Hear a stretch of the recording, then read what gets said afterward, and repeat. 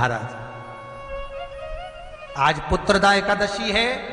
जिस नारी को संतान नहीं हो रही हो, बहुत प्रयास कर लिया हो, पुत्रदा एकादशी पूरे साल में 2 बार आती है। एक श्रावण के महीने में आती है, दूसरी पोषादिक्रम में आती है। श्रावण के महीने की जो पुत्रदा एकादशी होती है, ये संतान की वृद्धि करने वाली होती है। शंकर जी के मंदिर में जाकर, भगवान शिव के मंदिर में पूजन करके घी का 1 कटोरी में घी और 1 कटोरी में खीर शंकर के सामने रख देते हैं। भगवान शंकर के मंदिर पर चौखट पर घी का दिया लगा देते हैं। शंकर जी की चढ़ी हुई 1 बेलपत्र साथ में रखें और 1 बेलपत्र को उठाकर शंकर जी के मंदिर की चौखट पे ही बैठकर चबा चबा कर खा लेते हैं। जो 1 बेलपत्र लेकर आए हैं वो अपने पति को खिला देते हैं। कहते हैं पुत्रदा एकादशी के दिन ये कर लेने पर संतान की प्राप्ति हो जाती है, पुत्र की प्राप्ति हो जाती है। ये वो एकादशी है। एकादशी के दिन द्वादशी भी पड़ जाए, एकादशी के दिन त्रयोदशी भी पड़ जाए, मतलब एकादशी, द्वादशी और त्रयोदशी तीनों तिथियां एक साथ पड़ जाए और उस दिन एकादशी का व्रत जो रख लेता है उसको हजारों एकादशी का पुण्य फल प्राप्त हो जाता है। फिर वो जिंदगी में एकादशी करे चाहे ना करे। और फिर ध्यान देना, कोई मर रहा है, कोई तड़प रहा है, और आपने तो अपने जीवन में एक ही एकादशी करी और वो कौन सी त्रिविधि, और मान लो कोई मर रहा है तो आप उसमें से अपनी एकादशी में से आप 5 एकादशी दे सकते, भले आपने एक करी हो, क्योंकि आपने हजारों कर ली एक साथ। पद्म पुराण में लिखा है।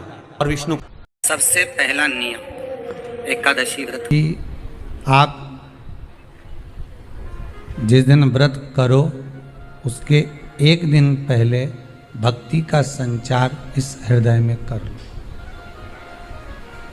भक्ति का संचार इस हृदय में कर लीजिए। जिस दिन आप व्रत करो, जैसे एकादशी का व्रत कर रहे हो तो दशमी के दिन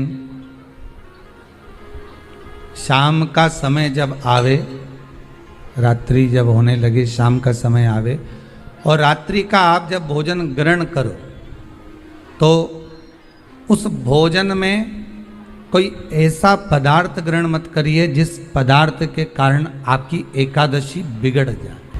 कोई बेकार भोजन हमें ग्रहण नहीं करना।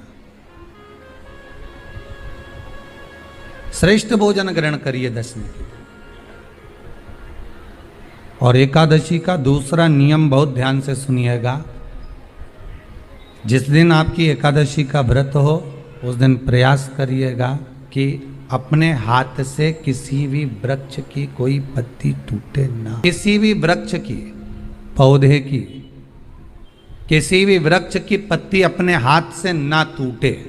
बहुत ध्यान दीजिएगा महाराज। एकादशी का ये दूसरा नियम है कि अपने हाथ से किसी पौधे की, किसी वृक्ष की, किसी डाली की, जो पूर्व में किया गया हमारा पाप कर्म है, हमने किसी जीव की हत्या करी है, हमने किसी को कष्ट प्रदान करा है, हमने किसी को अपशब्द कहा है, हमने किसी को ताने दिए, हमने किसी को आड़ा टेढ़ा कहा है, हमने किसी को गालियां दे दी है, मात्र एकादशी का व्रत ही कर लेने पर ये सारे जो दोष हैं वो समाप्त हो जाए। जब एकादशी का दिन रहे और शंकर जी के मंदिर में आप जल समर्पित करें तो 3 बार मुख से स्वधा स्वधा स्वधा गंगा के जल में एकादशी के दिन 7 बेलपत्री डालकर जो नंदीश्वर भगवान अर्थात जो शंकर जी के शिवलिंग के सामने नंदी होता है, उस नंदी के चरण पर